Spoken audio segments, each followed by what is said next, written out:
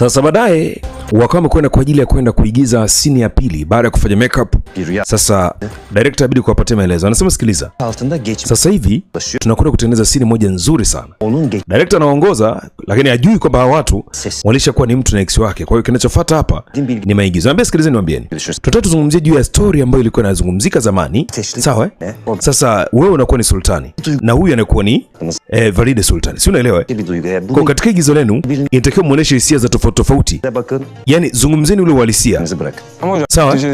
Lakini director kama inaigiza kama sultani, sinabidi tutengeneshe umbali kidogo tusisogeleane. Kweli. Akaambia sawa basi mtatengeneza umbali lakini muoneshe hisia. Yaani muonesheni hisia. Sawa Haya, kaeni tayari. Mtu na ex wake kwenye kazi ya kuigiza movie moja.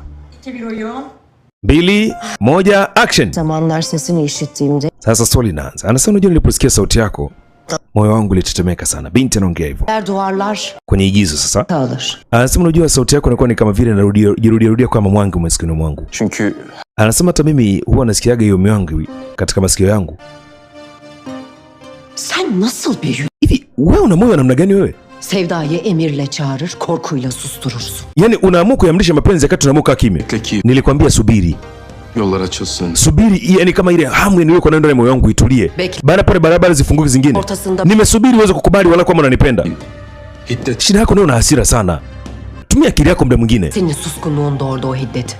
Nikafanya kitu gani? Akati ukimya wako ndio uko unaniadhibu mimi. Erkekler suçlu değil mi? Hivi na maana wanaume kesi ndio wana makosa Hikayelerde Kila hadithi ya mahusiano ya kimapenzi mwanaume ana makosa, mwanamke ana makosa. gider, erkek suçlanır. Mwanamke alie, mwanaume aondoke. Alafu anakaa na makosa. Sasa huku kwenye pande wa directing, asema director mbona aongee kilichopo kwenye script? Anasema waache tu. Akamwambia sikiza, wewe mwenyewe ulinifanyia hivyo. Huwezi kuniona kama nimefungiwa kwenye gereza na mapenzi yako. Bırak onu. Umenifanya jinsi mfungwa. Hiç sordun mu sen kendine? Hivi ushawahi kujiuliza mwenyewe? Değil mi? Belki de Kwamba hujawahi kujiuliza kama pengine kitu niogopesa labda ni mapenzi yako mwenyewe? saçma. Belki de Ujinga tu. fazla küçük. Sio ujinga. Ha? Mapenzi yako ni makubwa sana. Ndio maana nikakwambia tusimamishe ndoa kwanza.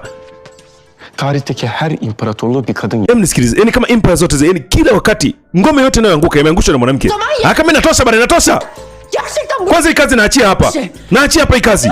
Yorucum. Haiwezekani tunaigiza mtu analeta mahusiano yake mengine kweli. Mimi sitaki ujinga wa namna hiyo. Çok iyi.